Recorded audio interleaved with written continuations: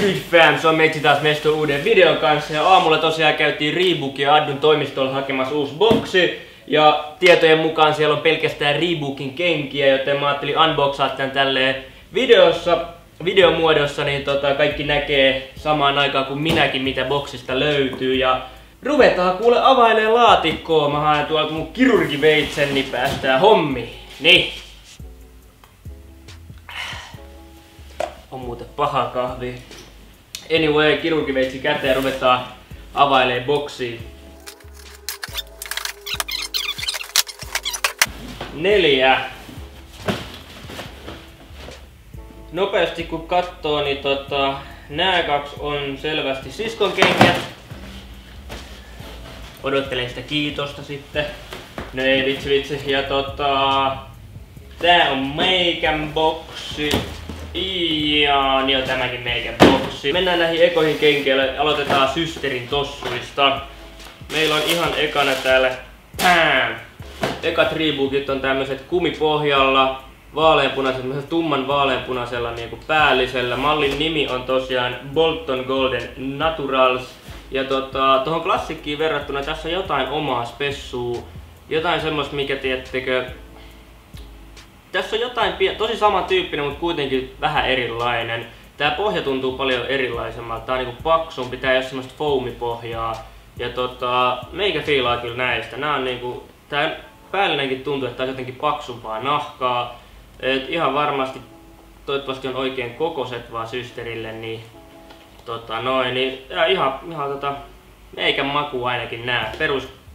Perus tossut. Mennään seuraavaan. Seuraavat onkin sitten klassikit, eli ehkä se yksi tunnetuimpia Reebokin malleja.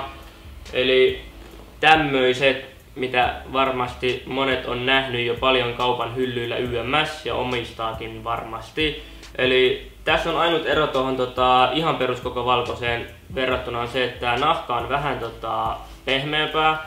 Tää on vähän paksumpaa myös tää nahka ja tää on tämmönen helmiäispinta, mikä tuo tähän semmoista vähän jotain omaa. Tosi tommonen niinku hillitty helmiäispinta, että tästä ei oikeesti, ellei tosi tarkkaan kato, niin huomaa tätä, että muuten tää on ihan täysin valkoinen.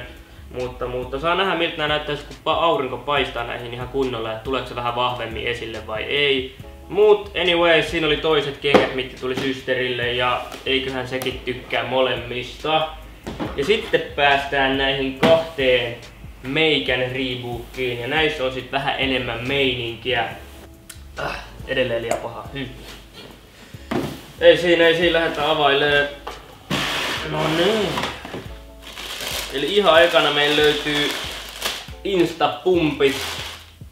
Erittäin karvaiset Instapumpit löytyi täältä boksista ja tää on kyllä aika villi. Tässä on niinku villimeininkiä, et niinku Tässä on mä en edes tiedä niinku mitä tähän voi sanoa, että tää niinku sieltä löytyy arabiaksi, mä en tiedä mitä tossa lukee, mutta ehkä joku tietää mitä toi tarkoittaa. Instapumpissa on kiva tää pumppuhomma, mikä täyttää siis tosiaan tän cage-alueen, niin täyttää sen täysin ilmalla ja sitten on toi pikkunappi, joka tyhjentää sen. Nää on itse asiassa mun ihan ensimmäiset Instapumpit, eli kokemusta näistä ei ole vielä toistaiseksi ollenkaan. Mä voisin tulevassa videossa, tai sanotaan, että ensi kerralla kun tulee kuukauden sneakerit ja nää on siinä, niin mä kerron teille mun mielipiteet, miltä nää tuntuu jalassa YMS. Ja ei siis ihan älyttömän, siis mun mielestä tää on omalla tavalla jotenkin sairaaloisen siistiä. Tässä on tässä on meininkiä asennetta. Kyllä. Tosiaan nexti sitten. Sen verran paljastan jo, että seuraava tulee olemaan myös täysin sama malli, mutta vähän erilaisena. Niin kuin mä sanoinkin tuossa äsken, niin nämäkin ovat myös Instapumpit. Eli katsotaan minkälaiset ne tällä kertaa ovat. No niin. Eli sitten sama meininki, mutta vähän eri kuosilla ja väreillä. Eli vaaleampi versio ja tässä on tämmönen kanala teema meininki meneillään ja no kyllä ihan yhtä lailla kyllä yhtä freesit ja pakko päästä testaamaan, että miltä nämä oikeesti tuntuu jalassa. Nämä on ollut jo niinku mun mielestä jo about vuoden aika kovassa haipissa. Sitä ennen nämä oli Japanissa vielä ennen sitä yhtä vuotta niin aika kovassa haipissa ja musta tuntuu, että ehkä pikkuhiljaa tänne Suomeenkin saadaan tää instapamppi nousemaan ja jengi kiinnostumaan tästä. Mä myönnän, että tää näyttää niinku tälleen näin aika vaikealta mallilta.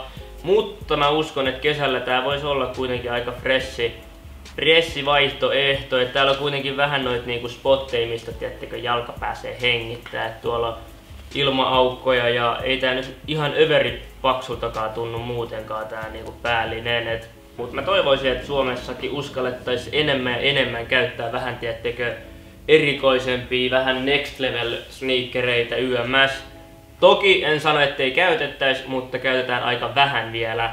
On paljon jengiä myös, jotka käyttää näitä, mutta painotan siihen, että se on kuitenkin aika pieni prosentti koko tähän meidän väestöömme. Mutta semmoset oli tosiaan Reebokin setit tällä kertaa. Iso kiitos Reebokille ja Reebokin tiimille Suomessa. Tuttuun tapaan me nähdään taas ensi videossa. Luulit sä, että mä en aio markkinoida mun kaikkia somekanavia, eli tosiaan muista käydä seuraamassa IG:ssä, tykkää Facebookissa, lisää vaikka Snapchatissa, ja nyt me vasta nähdään tuttuun tapaan ensi videossa. Bye! Ja muista tilaa tää kanava.